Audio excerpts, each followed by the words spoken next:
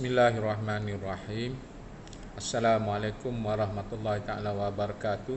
Salam sejahtera. Alhamdulillah, hari ini saya dapat bersama untuk mengutuskan sedikit rakaman. Fokus utamanya pelancaran program Malaysiaku sempena Bulan Kebangsaan peringkat SMK Kampung Laut bagi tahun 2021. Ingin saya selitkan juga beberapa mesej tambahan sebagai bekalan kepada semua pelajar utamanya sedang berada di rumah. Untuk makluman semua pelajar, kita sekarang masih lagi berhadapan dengan pandemik COVID-19.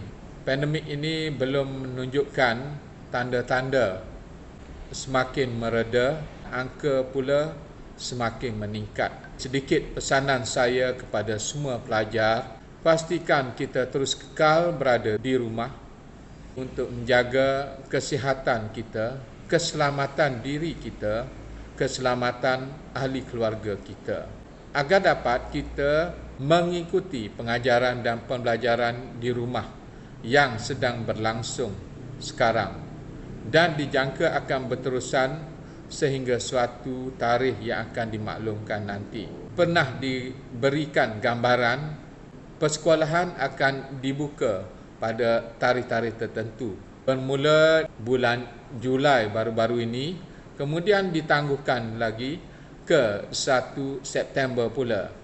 Dan pada minggu lepas, mantan Menteri Kanan Pendidikan telah memberi gambaran satu tarikh baru iaitu 3 Oktober pula, pembukaan sekolah secara bersemuka.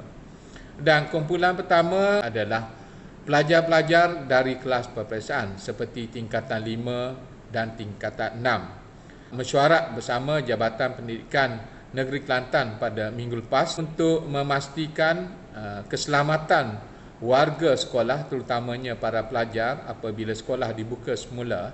Proses vaksinasi untuk kumpulan pertama iaitu pelajar tingkatan 6. Semua pelajar tingkatan 6 kini diminta untuk mendaftar dalam aplikasi MySejahtera untuk mendapatkan suntikan vaksinasi. Saya di sini ingin menyeru kepada semua pelajar tanpa mengira tingkatan sama-sama mendaftarkan diri dalam aplikasi MySejahtera untuk membolehkan diri kita divaksinasi bagi mendapatkan immunity herd atau vaksinasi secara kumpulan besar, supaya kita dapat kembali ke kehidupan normal kita sebelum ini. Guru-guru hampir 100% telah pun diberikan suntikan vaksinasi dan sekarang ini untuk kaki tangan sokongan dan pekerja kontrak di sekolah. Sebaik saja kumpulan ini tamat menerima vaksinasi, proses akan terarah kepada para pelajar pula. Dimulakan dengan pelajar tingkatan 6 dan dijangkakan menurun kepada pelajar tingkatan 5 dan seterusnya yang lain-lain lagi. Jadi tanggungjawab para pelajar untuk pastikan mendaftar dalam program MySejahtera.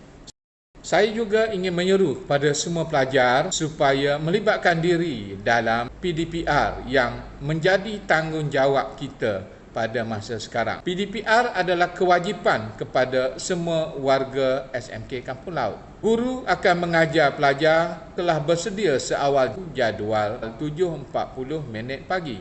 Saya memohon kepada semua pelajar pastikan berada di hadapan sama ada komputer ataupun telefon pintar untuk mengikuti PDPR bersama guru-guru kita. Itulah satu-satunya kaedah yang terpaksa kita ikuti sekarang untuk memastikan kelangsungan pendidikan sepatutnya kita terima secara bersemuka sebelum ini di sekolah. Maka kita terpaksa mengikuti pengajaran dan pembelajaran secara atas talian, sama ada secara online ataupun offline. Saya percaya semua guru saya sentiasa bersedia untuk bersama dengan pelajar. Untuk itu, pertama sekali, syarat wajibnya ialah semua pelajar pastikan mengikuti kelas itu, bertindak menyertai kelas-kelas tersebut dengan secara aktif. Alhamdulillah, saya bersama rakan-rakan pentadbir telah membuat pemantauan dan kami mendapati ada di kalangan pelajar menunjukkan minat yang sangat mendalam dan penglibatan secara aktif dalam sesi pengajaran dan pembelajaran di rumah atau PDPR. Tanggungjawab guru ini bukan setakat bersama dengan pelajar semasa PDPR, tetapi selepas saja habis sesi PDPR itu, semua guru terpaksa merekodkan dalam sistem SPDPR Kementerian Pendidikan Malaysia. Setiap cikgu kena membuat laporan setiap hari selepas saja tamat sesi pengajaran dan pembelajaran di rumah tersebut.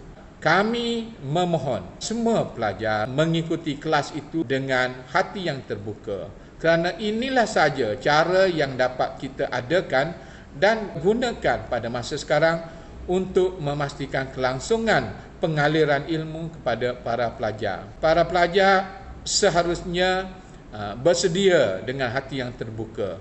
Janganlah kita merasa kesal, merasa sedih, kerana inilah norma baru yang kita kena hadapi.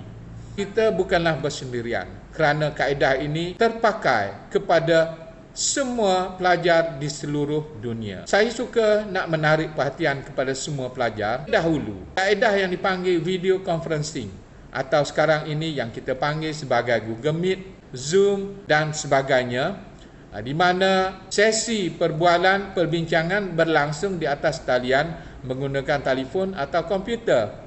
Digunakan oleh golongan-golongan atasan seperti ketua-ketua negara, pengarah-pengarah syarikat, pengendali-pengendali syarikat berskala besar untuk berbincang dan memutuskan serta bermesyuarat. Sekarang, kita sebagai pelajar sekolah kampung pun dapat menggunakan kaedah tersebut untuk sesi pengajaran dan pembelajaran.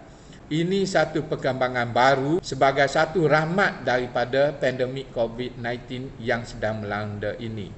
Kita kena lihat sebagai satu peluang. Jangan kita lihat cabaran itu sebagai sesuatu yang dapat mematikan semangat kita, memutus asakan hati kita terhadap usaha-usaha kita untuk mendapatkan ilmu dari guru. Tetapi jadikan apa yang ada ini sebagai satu cabaran, menjadikan kita lebih kuat, bersungguh-sungguh untuk mendapatkan ilmu. Didikan daripada guru. Sebagai pelajar, kita kena sentiasa ingat, guru-guru kita sedang menanti kita.